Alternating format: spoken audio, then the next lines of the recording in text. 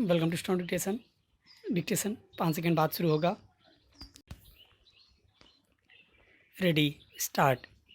Cambridge में अध्ययन और अनुसंधान कार्य के दौरान डॉक्टर भाभा छुट्टियों में भारत आए हुए थे।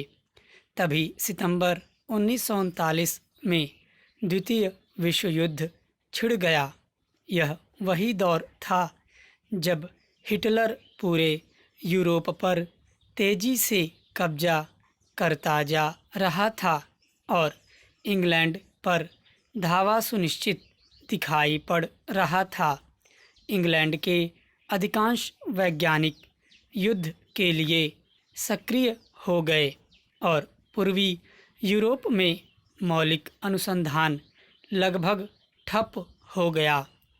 ऐसी परिस्थिति में इंग्लैंड जाकर अनुसंधान कार्य जारी रखना डॉक्टर भाभा के लिए संभव नहीं था।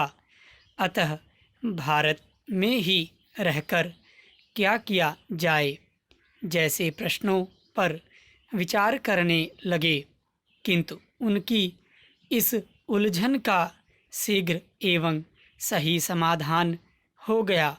उनकी प्रखर प्रतिभा से परिचित कुछ विश्वविद्यालयों ने उन्हें अध्यापन कार्य के लिए आमंत्रित किया। अंततः उन्होंने भारतीय विज्ञान संस्थान बंगलौर को चुना और वहां वर्ष 1941 में भौतिक शास्त्र विभाग में प्राध्यापक के पद को सुशोभित किया। वर्ष 1941 में ही उन्हें रॉयल सोसाइटी का फेलो बनाया गया। उनकी विशिष्ट प्रतिभा का ही परिणाम था कि अपने जीवन काल में उन्हें नील्स बोर जैसे प्रख्यात परमाणुविद एवं चंद्रशेखर वेंकट रमन जैसे नोबेल पुरस्कार विजेता वैज्ञानिकों के साथ काम करने का अवसर मिला। बेंगलौर में भाभा कॉस्मिक किरणों के हार्ड कंपोनेंट पर उत्कृष्ट अनुसंधान कार्य करने के दौरान वे देश में विज्ञान की उन्नति के बारे में चिंतित रहा करते थे। उनकी चिंता का मूल विषय था, क्या भारत उस गति से प्रगति कर रहा है जिसकी उसे ज़रूरत है। देश में वैज्ञानिक क्रांति लाने का जो सपना उनके मन में था, उसे पूरा करने के लिए बेंगलौर का संस्थान पर्याप्त नहीं था। अतः डॉक्टर भाभा ने नाभिकीय विज्ञान के क्षेत्र में विशिष्ट अनुसंधान के लिए एक अलग संस्थान बनाने का विचार कर दोराब जी टाटा ट्रस्ट को एक पत्र लिखा।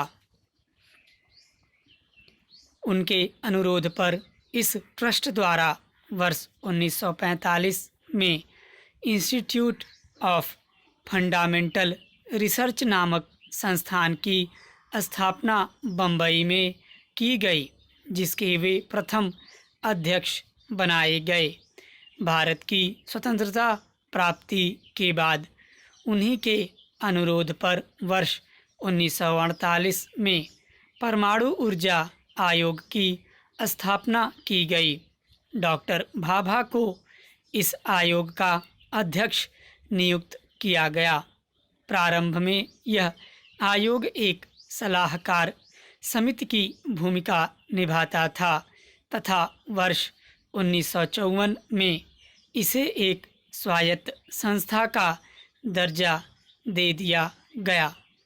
डॉक्टर भाभा के नेतृत्व में इस आयोग ने अनेक महत्वपूर्ण कार्य किए, जिसमें वर्ष 1955 में ट्रॉम्बे में परमाणु रिएक्टर, जिसका नाम अप्सरा रखा गया, का निर्माण कार्य प्रारंभ करना उल्लेखनीय है।